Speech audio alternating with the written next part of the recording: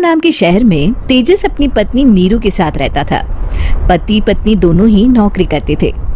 एक दिन तेजस गांव अपनी माँ के पास फोन करता है। हेलो, प्रणाम माँ। जीते रहो माँ, तुम दादी बनने वाली हो। अरे वाह, ठीक है बेटा, मैं कल ही आती हूँ।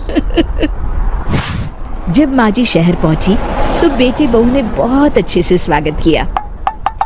लीजिए माँ जी चाय। अरे गर्मा गर्म पकोड़े ले आओ माँ के लिए। नीरू रसोई में गई और 2 मिनट में ही पकोड़े ले आई। जी ये लीजिए। बहू जादू से बनाए हैं क्या? अभी तो रसोई में गई थी। यम्मी। माँ जी शीला रसोई में पकोड़े तल रही है, मैं बस लेकर आई।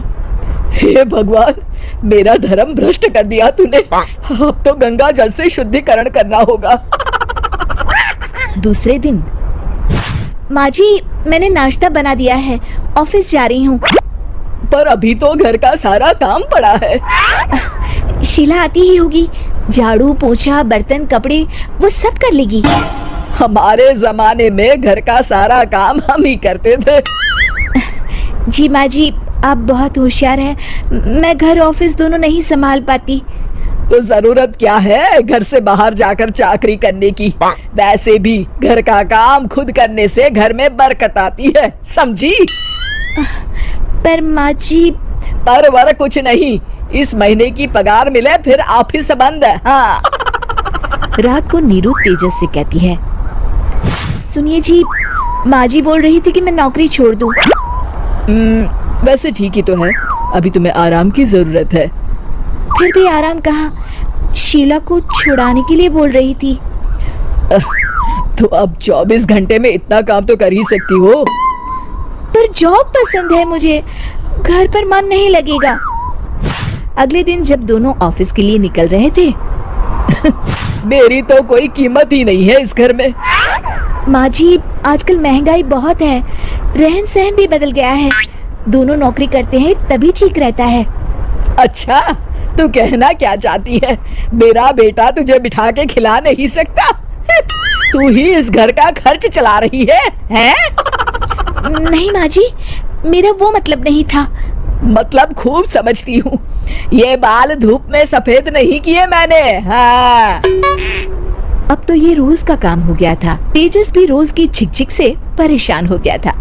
एक दिन उसने कहा, नीरू, वैसे भी तुम्हें मैटरनिटी लीव मिलने वाली है, तो अभी से ही छुट्टी ले लो। पर क्या, मेरी सैलरी अच्छी खासी है। आखिर नीरू ने रिजाइन कर दिया। जब बच्चा हुआ तो घर में सब बहुत खुश हुए। कुछ दिनों बाद तेजस फाइल देख रहा था। क्या हुआ तेजस, कुछ परेशान लग रहे हो? हाँ, वो हमारी जितनी सेविंग्स थी वो तो हॉस्पिटल में और छठी के फंक्शन में खत्म हो गई है नीरू। और अभी वैसे मंदी चल रही है तो मैं बोल रही थी कल मुन्ना को हेपेटाइटिस का टीका लगवाना है।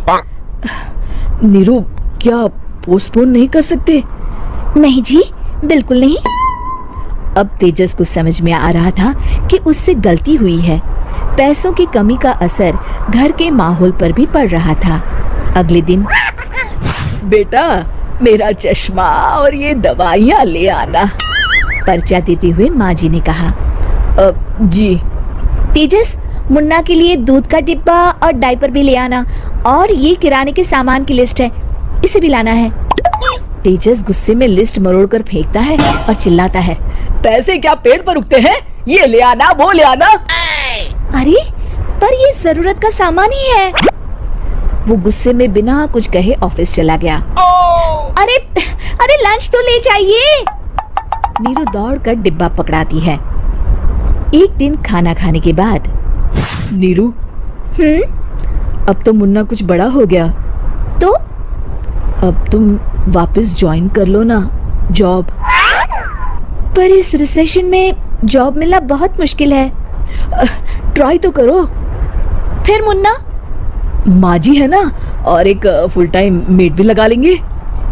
पर माँ जी, उन्हें तो पसंद नहीं। तभी माँ जी वहाँ आ जाती है और प्यार से नीरू के सर पर हाथ फेरते हुए बोलती है, अब मेरी समझ में आ गया बहू, पहले के और अब के समय में अंतर है। तुम काम शुरू करो, मुन्ना की जिम्मेदारी मेरी। मेरी प्यारी माँ जी। ये कहकर नीरू उनके गले लग गई। शिक्षा, परिवर्तन संसार का नियम है, हमें भी समय के साथ चलना चाहिए।